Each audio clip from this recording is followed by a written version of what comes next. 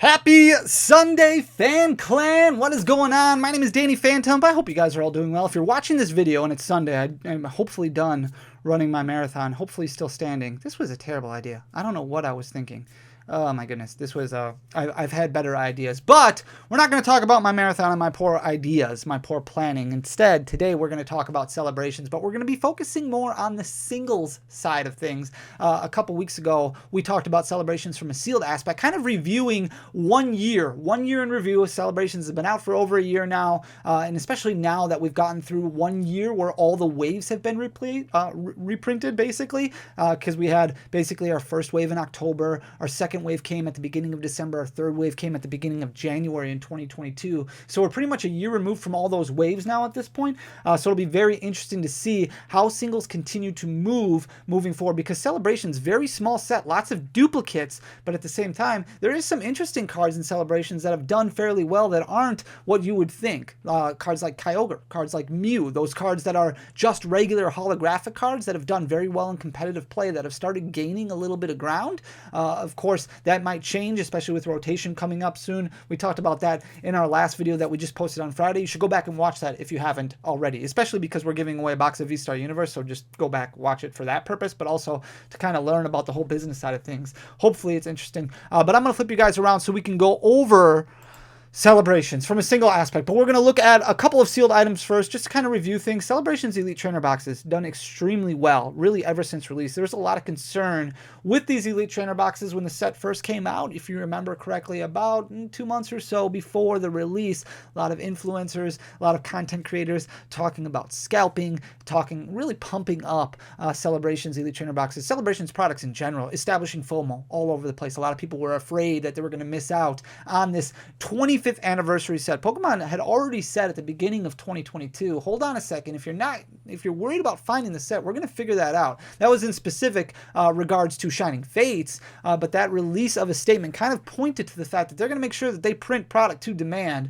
moving forward. So they did a really good job of that. A lot of Celebrations product appeared right away opening weekend. Target had specific pods, or specific pogs, I should say, set out just featuring Celebrations product. Lots of people posting pictures of, just W's all over the place. Really, really cool. But despite that, Celebrations Elite Trainer boxes really doing very, very well, continuing to trend in the upward direction. Now, we haven't had a reprint of Celebrations products, not a firm reprint. There's been additional stock that's kind of just shown up. A lot of people are like, oh, there's a reprint of Celebrations. That's not necessarily the case. You might see Charizard boxes out there still. You might see Sylveon boxes pop up every once in a while. Obviously, Walmart had some of those on sale online and in store. That doesn't necessarily point to an actual reprint of the item. It could, but it's not a reprint that has been offered to distribution networks. It would be only offered to marketing companies that stock these. So more than likely, it was just leftover stock that was kind of shifted around. Maybe stuff abroad that got brought over. Maybe additional stock that was left over at the Pokemon warehouse, where they're just like, hey, we're going to push this out to different Target and Walmart to make sure people get their hands on some of these, whatever the case may be. No signs that point to an actual reprint on any of this product. And Celebrations ETBs have followed suit of that. They kind of explain that, right? Because they are trending in the upward direction and a lot of growth that's kind of organic. You see a little fluctuation here and there in $1 or $2 increments, but nothing crazy. You saw a 1 year low in January of 2022. That was when it was at 58.05, but it's gained quite a bit of ground, almost 30% throughout the entirety of 2022. You can see a 1 year high it actually hit in December of 79.93 before backing off a little bit, sitting at 77.24. But even that 77.24 mark is still higher than it's basically been throughout all of 2022. So definitely trending organically in the upward direction, which is really, really nice.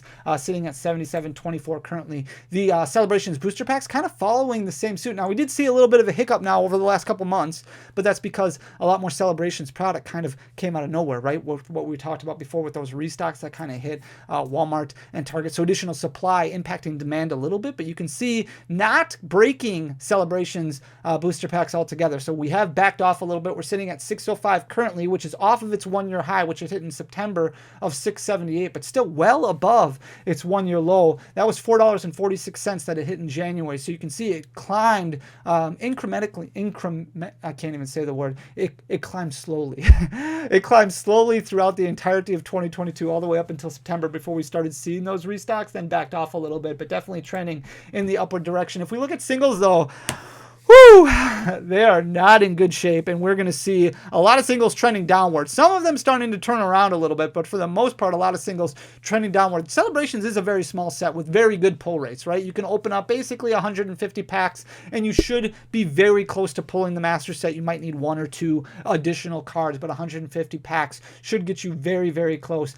Mew, one of the cards that's a little bit more difficult to pull, but a really good looking card. I love this artwork. I think it looks fantastic with the blue on the gold there.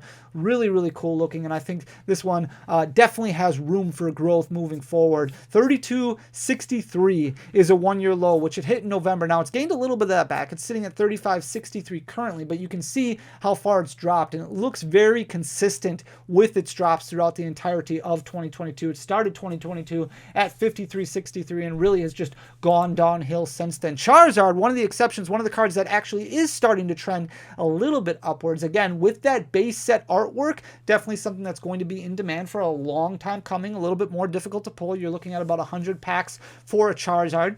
88.79 is where it started 2022 out. It dropped quite a bit throughout the year. In September, it hit a 1-year low of 59.45, so 1-year high all the way down to a 1-year low in September, but now consistently trending upwards over the last few months. We'll see what happens over the next few months to kind of get a good barometer of is this established growth? Is this natural growth? Or is this just a little blip? 73.44 is where it's currently sitting, but kind of in between its 1-year high, 1-year low, right? Umbreon, definitely trending in the downward direction. You did have a little bit of a spike there in August, but for the most part, that could have just been a buyout. That could have just been a weird situation where not a lot was listed. It dropped like crazy right after that. It started out 2022 at a 1-year high of 33.33, dropped all the way down to that $21 mark before jumping up to $30 overnight, and then dropping to a 1-year low right after that. So probably a lot more supply than hitting the market once they saw it trend upwards over that few-day span. Dropped down to 18.08, kind of leveled off a little bit after that. It's sitting at $20.64 currently. Shiny Magikarp, the most difficult card to pull in the set, not by much, but the most difficult card to pull in the set as far as statistics go was at 23.76 for a 1-year high. That was in January, but just consistent down. Not a whole lot of peaks that are coming out of Shiny Magikarp. You can see it dropped all the way down to 11.64. That was 1-year low that it hit at the beginning of December. Kind of leveled off a little bit. It's sitting at $13.19 currently. Again, we'll be interested to see how it moves forward. Mega Rayquaza EX, a really cool card. A wonderful, wonderful card from Roaring Skies originally. Emerald Break, probably one of the most said attacks ever in Pokemon. Lots of people love playing Mega Ray. 15.58, that was the 1-year high for this card in January of 2022 before just trending downwards. You can see it dropped all the way down to $8.77. It's gained a little bit of that back, closer to a 1-year high than a 1-year low. 13.19 is where it's currently sitting. Blastoise, one of the cards that's actually done fairly well. We pulled, I forget, Unrated. So that's his YouTube name, Unrated. He ordered quite a few packs, I think 73 packs that we opened up during our long stream last week. And we opened up, I can't remember, either 4 or 5 Blastoise out of those 73 packs. It was absolutely insane. It was just this turtle after turtle after turtle. It was absolutely crazy.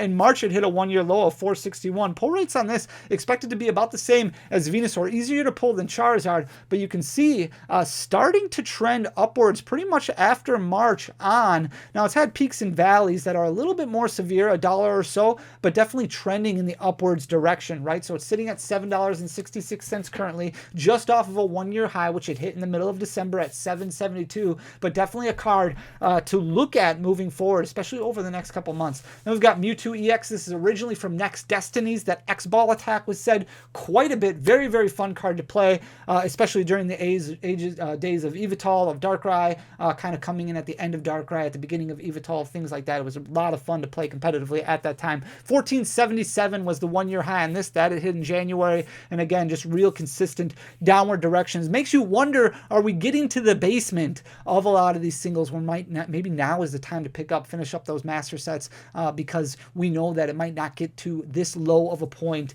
moving forward. $6.91 was its low point, which it hit in November. It's kind of leveled off a little bit, sitting at $7.56 currently. Then we've got the Gardevoir EX kind of doing the same thing. A little bit more dramatic of a drop between March and July. You can see it's started the year off at $10.57. It's been a little bit consistent after July, but it did hit a one-year low in November of $4.17. It's gotten back to that $5 point, sitting at $5.05 currently. That's the last card in celebrations over $5. So if you didn't collect celebrations at all, definitely now might be the time to really start looking at it. The birthday Pikachu is an interesting one. You can see this giant jump in March that it had where it shot up to $8.75. TCG Player actually wrote an article at the time talking about how great this card was, and I don't remember everything about the article, but talked about it as a possible investment piece from celebrations. It ended up getting bought out a lot because of the article, and it was crazy. I don't understand what the thought process was behind all of that, but jumped up to $8.75, only lasted there for a couple of weeks before kind of hit a wall and dropped all the way down to a one-year low in June, hitting $3.77. Now it's come back a little bit, started trending in the upward direction up until November, where it backed off a little bit. $4.77 is where it's currently sitting. Then we've got the Tapu Lele GX, which is currently sitting at $5.66, but you can see it hit a low of $4.12 as recent as the beginning of December, and it's starting to go back down a little bit. So it got closer to that $6 mark. Now it's backed off a little bit. Its one-year high was hit at the beginning of January, $10.49. Then we've got the Mew EX that hit a one-year high of $6.13. That was at the beginning of January before really just starting to trend downwards. Lots of peaks and valleys here all over the place, but ultimately the downward trajectory hit $3.38 at the beginning of December. It's climbed back up to $4.25 currently, but we'll probably get closer to that $3.50 mark again, as we've got the Xerneas EX that started out the year at $9.86. You saw a bit of a steep drop off from March into April, where it got all the way down to $6, and then a little bit more slow growth and downfall after that, where it ended up hitting $4.05 as a one-year low. That was at the beginning of December. It's kind of leveled off, sitting at $4.39 currently. The Venusaur not doing very well, definitely not doing as well as the turtle or the lizard. $5.88 was its one-year high. It hit that in January before dropping really hard at the beginning of March, and pretty much has stayed at that price point throughout the entirety of 2022, sitting at $4.25 currently. It did hit a one-year low at the beginning of December of $3.63.